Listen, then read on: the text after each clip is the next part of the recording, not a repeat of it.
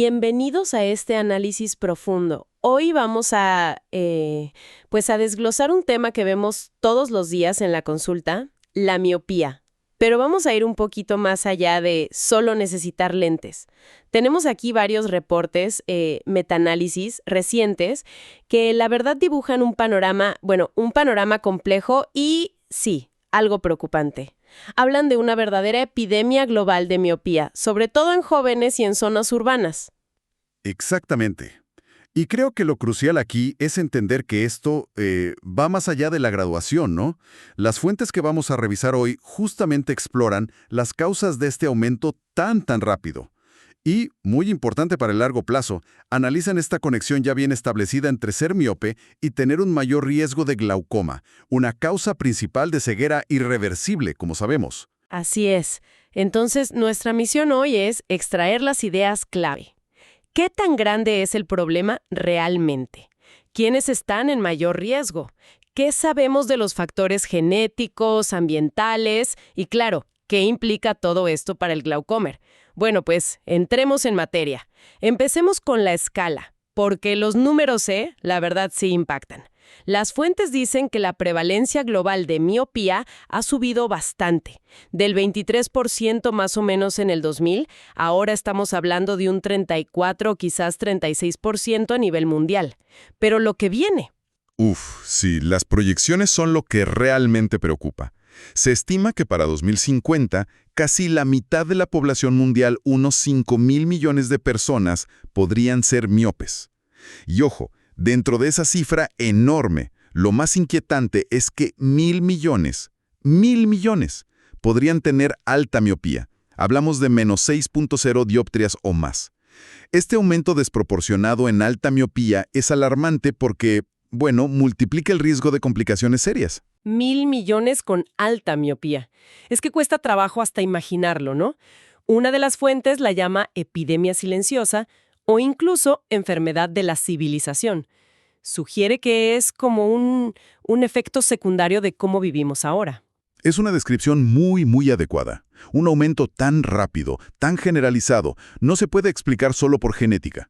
Los cambios genéticos poblacionales son mucho más lentos, ¿no? Todo apunta a cambios profundos en nuestro estilo de vida moderno. Ok, entonces veamos quiénes son los más afectados. Los reportes sí marcan diferencias claras.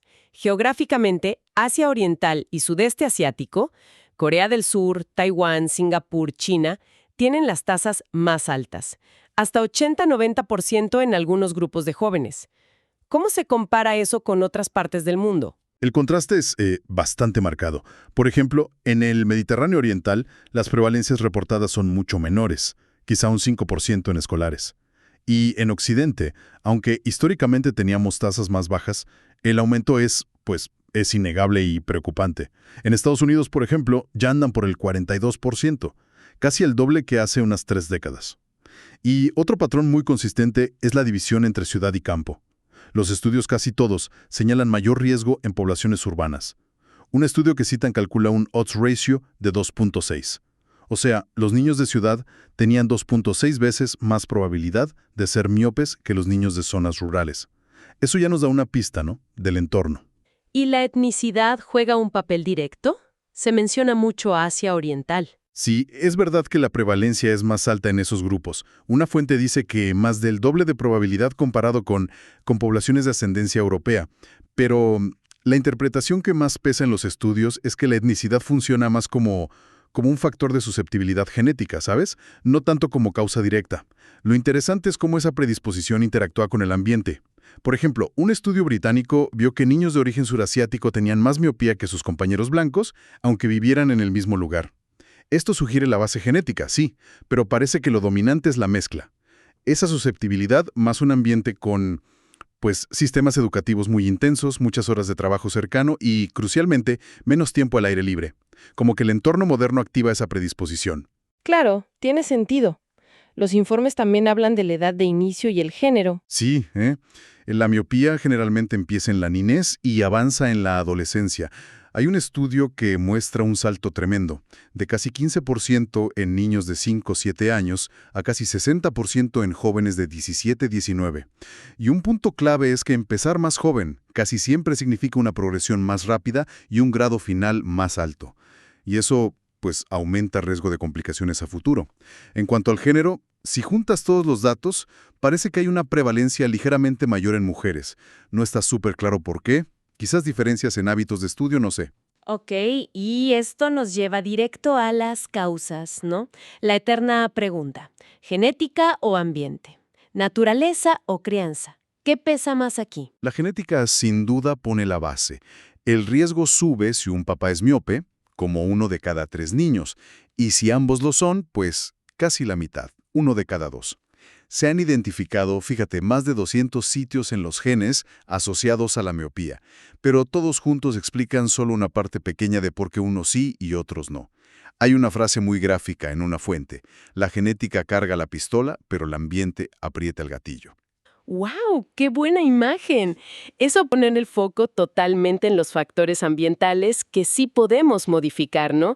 ¿Cuáles son los que más destacan en estos estudios? 2 factores salen una y otra vez, con mucha consistencia: menos tiempo al aire libre y más tiempo en trabajo de cerca. El tiempo al aire libre tiene un efecto protector claro, sobre todo para que no empiece la miopía.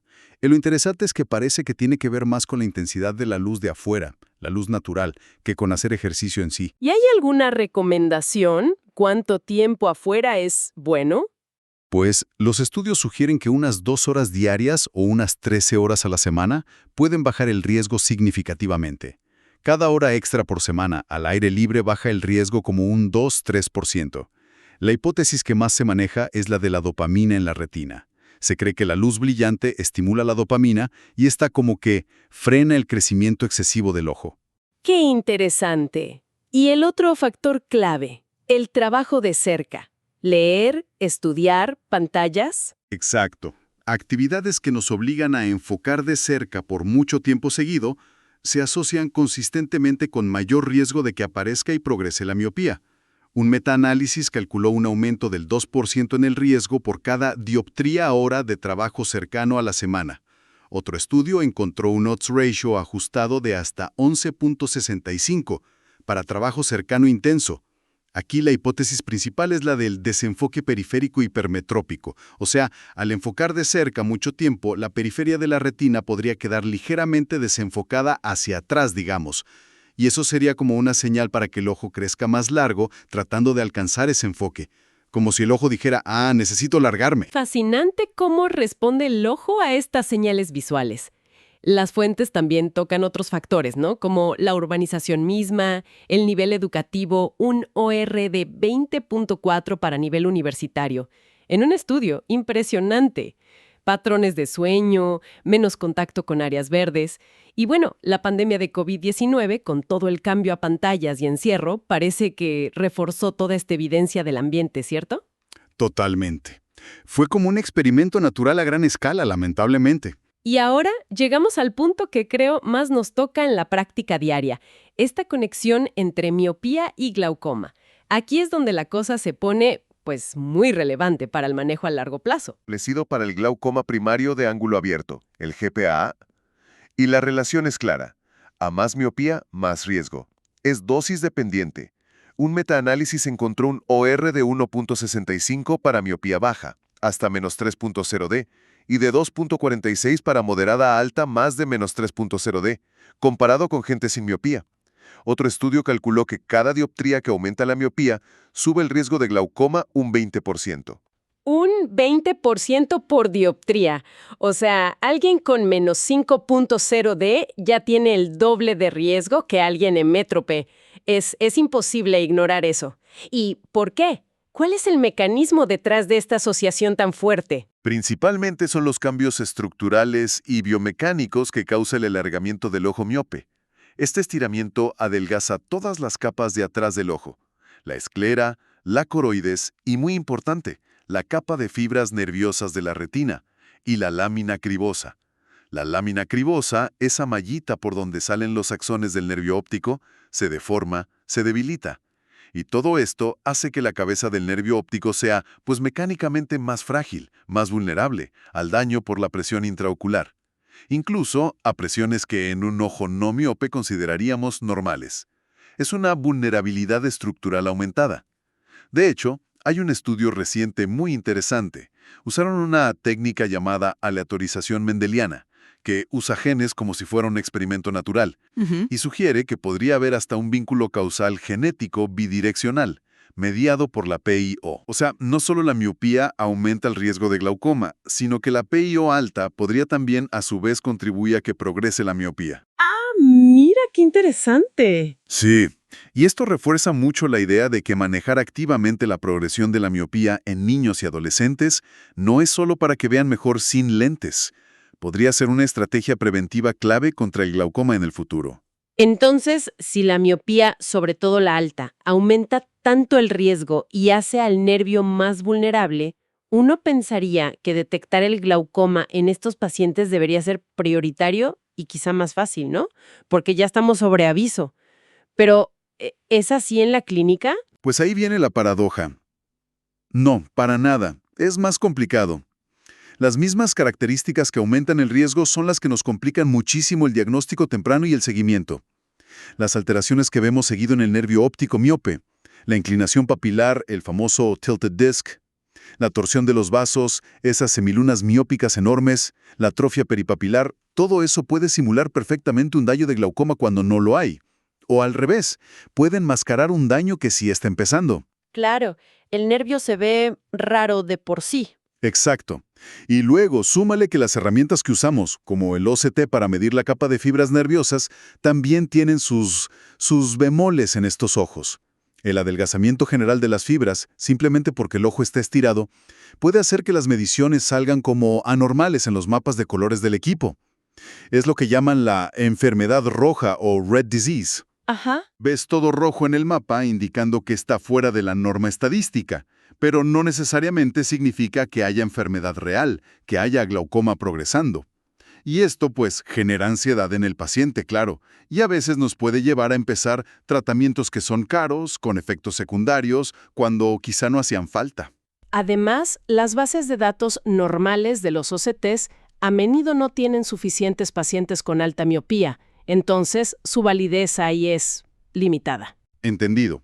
O sea, el problema no es tanto el OCT en sí, sino cómo interpretamos esos resultados en el contexto de un ojo miope que es anatómicamente diferente. Justamente, por eso el consenso es que en pacientes miopes, y más en altos miopes, es indispensable un enfoque multimodal. No podemos fiarnos de una sola cosa. Hay que integrar con mucho cuidado la apariencia clínica del nervio, la estereoscopía, los resultados del campo visual buscando defectos que tengan lógica y los datos del OCT, pero siempre interpretados con cautela, viendo la longitud axial, las características de ese ojo en particular y sobre todo el seguimiento a lo largo del tiempo, para ver si hay cambios progresivos. Eso es clave. Y bueno, al revisar estas fuentes, también hay que ser justos y mencionar las limitaciones que los propios autores señalan, ¿no? Claro. Hay bastante diferencia en cómo se hicieron los estudios. Unos usan refracción sin dilatar, otros se basan en lo que la gente dice, muchos se centran en niños y adolescentes, y a veces faltan datos a largo plazo que cubran, digamos, de los 10 a los 35 años, que es una etapa de muchos cambios. El reporte ELICIT, por ejemplo, dice específicamente que faltan datos buenos sobre cuántos nuevos casos de glaucoma aparecen en la población joven, urbana y miope entre 10 y 35 años. Es un hueco de información importante. Bien, creo que hemos cubierto bastante. Si tuviéramos que resumir los mensajes clave de todo este análisis, ¿qué diríamos? Primero, que la escala de la epidemia de miopía es enorme, sigue creciendo y está muy ligada a nuestro estilo de vida moderno, especialmente en las ciudades. Segundo, que los factores ambientales, sobre todo menos tiempo al aire libre y menos luz brillante y más trabajo de cerca, son motores clave que interactúan con la genética de cada quien. Y tercero, que la conexión entre miopía y un mayor riesgo de glaucoma es real, es fuerte y muy significativa clínicamente. Pero al mismo tiempo, diagnosticar glaucoma en ojos miopes es un reto que nos exige ser muy cuidadosos y usar varias herramientas. Lo que nos lleva a una conclusión importante sobre cómo debemos enfocar esto en la consulta, ¿no? No es solo corregir la miopía con lentes o cirugía. Debemos verla y manejarla como una condición médica crónica con consecuencias a largo plazo para la salud del ojo. Y el riesgo de glaucoma es una de las más serias. Entonces, las estrategias para controlar la progresión de la miopía en jóvenes adquieren una nueva dimensión, ¿sabes? No es solo para que dependan menos de los lentes, sino que potencialmente estamos mitigando el riesgo futuro de daño por glaucoma. Sin duda, es una perspectiva que nos hace reflexionar sobre nuestra práctica y cómo hablamos con los pacientes. Mucho en qué pensar. Definitivamente. Y quizás para cerrar, una reflexión que va un poco más allá de la consulta individual, pero que surge de esta fuerte evidencia ambiental.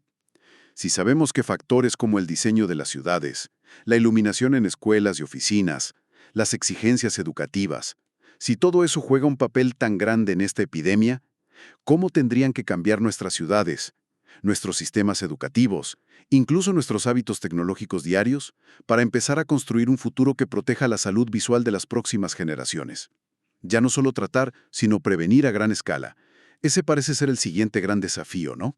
Una pregunta fundamental, sin duda. Nos deja pensando. Gracias por acompañarnos en este análisis a fondo.